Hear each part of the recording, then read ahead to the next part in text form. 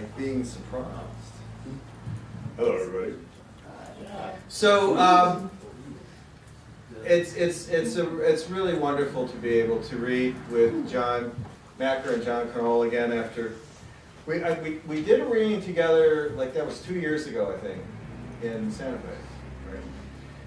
But I've been reading with John Knoll for 30 years, and I've been reading with John Macker for about 25, and also big inspiration from Maria Salazar and Annie Macker and their artwork and wonderful conversations at 4 in the morning, and just very, very important people to me.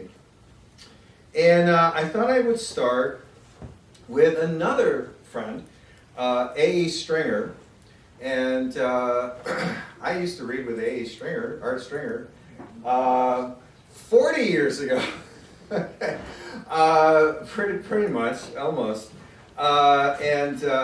We taught together at Virginia Tech way back in the early 80s. And I kind of lost touch with him for a while. I mean, we corresponded and stuff, but he kind of came back through here a few years back, and he may be here in the fall. So I'm going to try to get him to do a reading, probably here. So I'm going to read this poem by his called Inverse Proportions, and we used to hang out with a fellow English professor named Herb West. And he had a 6-inch telescope on his deck, and we would get high, and then we'd look in the telescope and we'd get higher. Inverse proportions. Countless needlepoint stars, not stars at all, but clusters. The great telescopes reveal galaxies of infinite other stars. So far the naked eye to eye finds them unresolved. Past that we cannot. Remoter solar systems surely breed fair earths, odds are. Still no word from the higher races. Old friends before the hushed farewells, our bodies rocked as one, as if auroral fire danced on ice, true north. I forget what nonsense of scale first broke us up. Likely an apple fell on a dreaming mind. See the stars? Our laughter surged from deeper down. Art Stringer.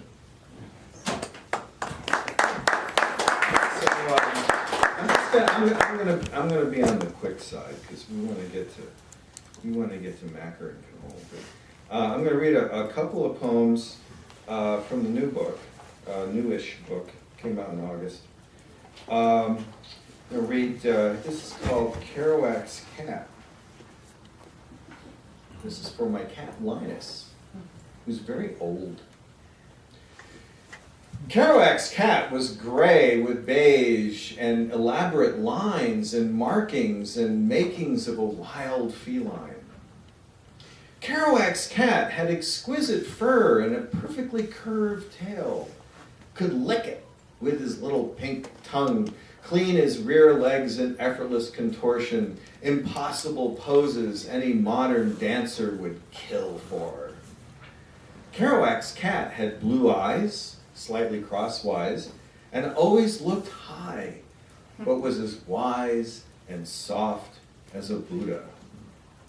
Kerouac reached Satori, wrote The Scripture of the Golden Eternity, The Subterraneans, Dr. Sachs, and then fell down a rabbit hole of sweet wine and fame, lost his perfect equilibrium, wound up painting portraits of Jesus on the cross after long night binges on bourbon and burgundy.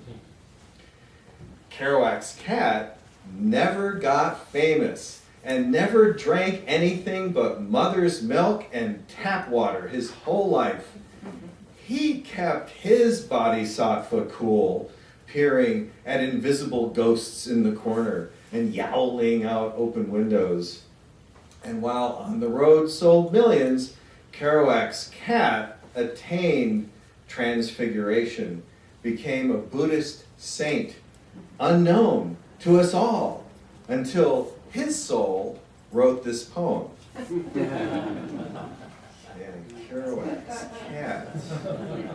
All right, how about, let's do a couple more.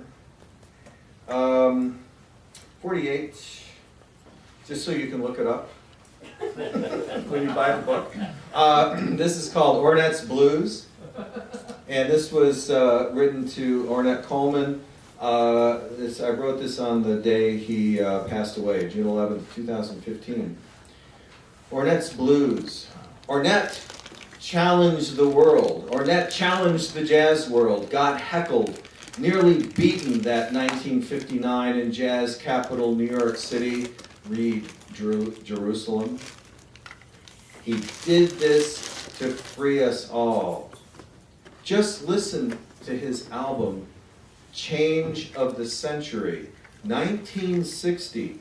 Ornette Coleman, Donald Cherry, Charlie Hayden, Billy Higgins. The blues detonated inside out. Yes, the galaxy charted, sung, spun into silver and hot phosphorus. Gone. Taking the big journey out to the eternal reward. And one more. I'm going to read the title poem from this book called East of Kayenta for Brenda. A fading sun bathes the mesas and buttes. We pass through a sandstone valley graced by cottonwoods, hogans, old Dodge pickups, and half-wild Appaloosas drifting on sandy hills. You, slender at the wheel, blue eyes gazing westward, guiding us forwards, 10 years now, loving comrade on this vast journey. Ahead, the canyons, the high bluffs, the ancient Pueblo cities, the dark volcanic hills, and in the end, the San Francisco peaks, home of the unseen gods. Their pine-covered slopes, our destination.